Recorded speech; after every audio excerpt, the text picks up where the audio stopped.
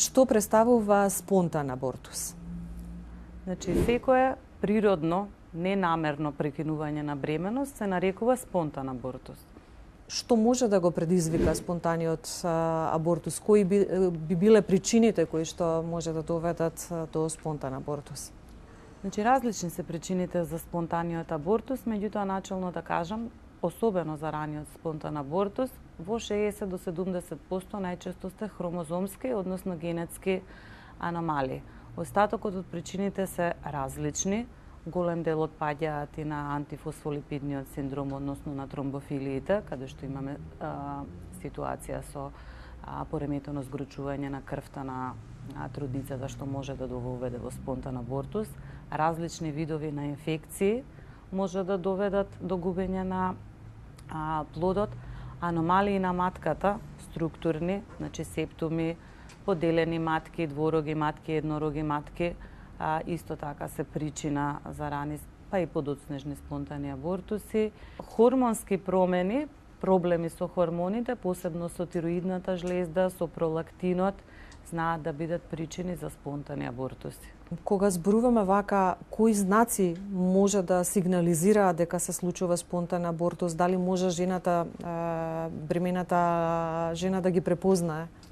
Најчесто знаците за спонтан абортус жените ги препознаваат, честопати може да се преклопуваат со различни симптоми, крварење во рана бременост, може да биде и во склоп на нормална бременост, односно бременост која што ќе продолжи понатака без никакви последици. Меѓутоа, крварењето, особено тоа што се засилува, каде што бојата веќе станува посветло црвено отколку темна, грчеви во матката како предменструален синдром, па и појаки болки, значи се едно од водечките причини. Исто така може и да нема симптоми за спонтан абортус, во случај да се случила смрт на ембрионот или на фетусот, а се уште телото да не го исфрлил плодот. Тогаш уште имаме хормонна бременост во крвта на мајката и може се уште да не се присутни некое време овие почетни симптоми како што се грчеви и крварење, односно трудницата да не чувствува ништо. Дали може да се случи да имаме трудница која што е во рана фаза до 6-7 недела, кога може би уште нема срцева реакција, па да се случил во спонтан абортус и како тоа ќе го знае потенцијалната трудница, како да речем? Значи, најголем број од абортусите во суштина се случуваат помеѓу 6 и 8 недела. Процентуално тоа се 10 до 15% од сите препознаени бременности. И сега една приказна е кога пациентката се уште не знае дека е бремена или доцни менструација, па после тоа само со преку крв е утврдено дека имаме бременост, на ултразвук не е видено ништо, тогаш станува збор за многу ран спонтан абортус или за биохемиска бременост која што може да се утврди преку крвните тестови на хормонот за бременост. Во 6-та недела и некој ден со новите ултразвучни апарати вообичаено имаме срцева акција на ембрионот. Доколку немаме во тој период кој што е предвиден за срцева акција да се види на ултразвук никакви отчукувања, а нема никакви други проблеми во моментот, значи пациентката е посакувана бременост, можеме да одложиме за неколку дена повторно да го видиме ембрионот, односно да направиме преглед кај трудницата. Во таа рана бременост, разликата од една недела, да речеме, со развојот на плодот, ако не се појави срцева акција, значи дека имаме ненапредување на бременоста и дека станува збор за неуспешна бременост. Така што во тој случај има различни варијанти што може да се предложат на пациентката во врска со прекин на неуспешна бременост. Постојат различни видови на абортус, значи постои некаква различна класификација на спонтан абортус. Значи, спонтаниот абортус начелно можеме да го поделиме во однос на времето на настанување на ран и на доцен абортус. Раниот абортус се случува до 12-та недела, односно во првиот триместар, а доцниот абортус е во вториот триместар, односно после 13-та до 22-та гестацијска недела.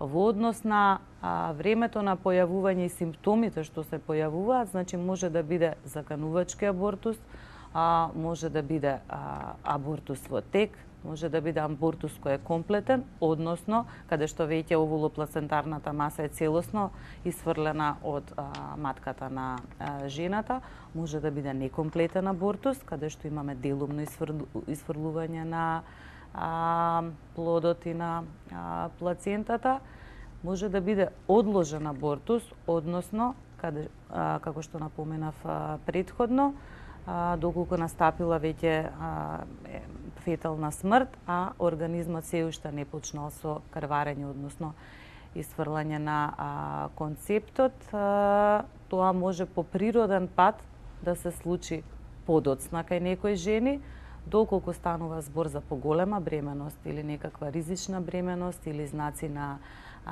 инфекција, самото тоа треба да биде завршено по медикаментозен или инструментален пат, за да не се случи нешто што го нарекуваме септичен абортус. Во кој случај може да се јави инфекција? Дали може да се случи да имаме мртов плод, па жената да не знае дека е плодот мртов? Дали во тој случај може да се случи некоја компликација? Тоа се случува во абортусите со поголеми фетуси, односно во подоцнежна недела. Во принцип, раните во абортуси, ова 6-та, 7-та, 8-та, па да кажеме начално и во првиот триместар, се помалку комплицирани, доколку не се работи за претходно некоја сериозна и нетретирана инфекција. При поголем фетус во матката се ослободуваат повеќе биохемиски материјали кои што можат да бидат одговорни за инфекција, доколку навреме не настане исфрлување на плодот, односно медикаментозно прекинување на бременоста, без разлика дали е тоа со таблети или со провокација, односно дилатација и керетажа. Тие состојби можат да бидат и сериозни, значи секоја жена која што не го знае, да речеме, својот статус, има некакви симптоми, без разлика дали се тоа болки или непријатен исцедок со миризба, покачена температура, болки во абдомен и слично, треба веднаш да се упати во здравствена установа. Дали жените може да забременат веднаш после спонтаниот абортус или треба да помине одреден временски период? Во принцип, многу е битно зошто се случил спонтаниот абортус, каква е генералната здравствена состојба на пациентката, која е возраста, какви се нејзините генитални органи, оваријалната резерва, матката и така натака, и секако нели што била причината за спонтаниот абортус. Во принцип, еве да кажеме на некоја здрава жена во нејзините 20 години која што има прв абортус од било каква причина спонтан, да речеме во рана бременост, нема потреба да се чека нешто предолго време. Во принцип, 2-3 месеца, односно 2-3 последователни менструации за да се регенерира ендометриумот се доволни пред да се започне ново планирање на бременост. Често пати жените се во паника кога имаат еден абортус, па се обесхрабруваат да имаат следна бременост, мислејќи дека повторно ќе се соочат со истата ситуација. Дали тоа е правило или е исклучок?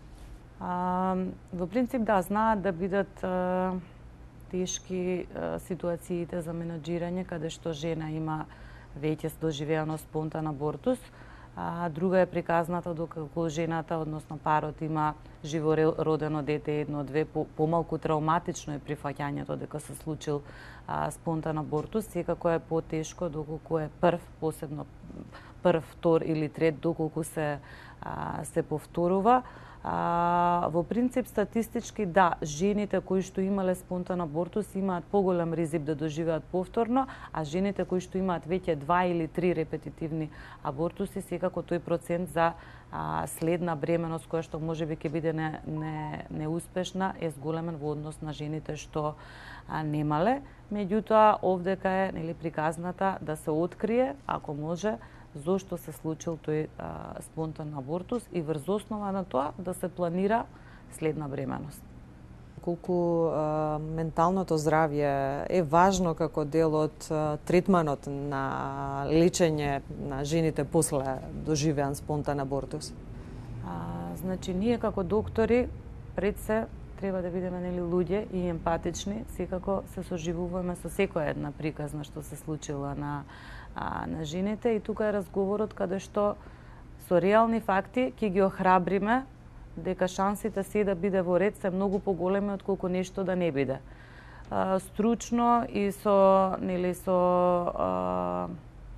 доза на емпатија и разбирање за целокупната ситуација, ги објаснуваме сите постапки што предходеле, зошто тоа се случило и што треба да планираме понатака со пациентката за да имаме наредна успешна бременост.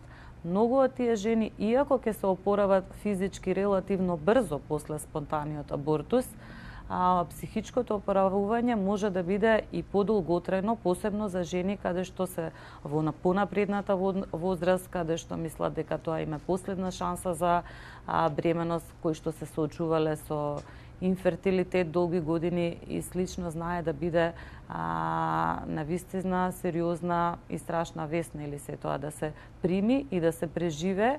Кога имаме доцен абортус, што се случува кога не е во првото тромесечие како што најчесто се случува спонтаниот абортус? Значи, доцен абортус во принцип се однесува на периодот после првото тромесечие, во второто тромесечие од 13-та до 22-та гестацијска недела, каде што веќе имаме нели развиен фетус, дури во нели после 16-17 недела веќе се чувствуваат и фетални движења. Оваа ситуација е малку покомплицирана отколку раниот абортус и во принцип најчесто причините се и различни.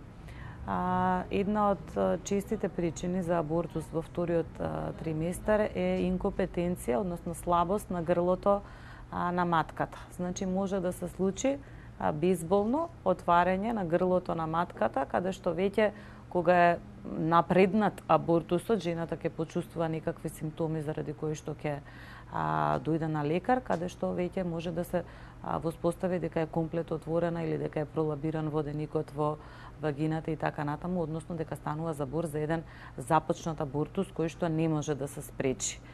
За среќа, некои жени кои што ќе успеат да приметат или на редовна контрола да се примети дека имаат ризик од такво нешто како што е скратување на грлото на матката и слично, може да се направат медицински процедури како што е серклажот за зајакнување на грлото на матката како една од методите за спречување на абортус во втор триместар од причина на инкомпетенција на грло на матка. Значи таа е една од причините.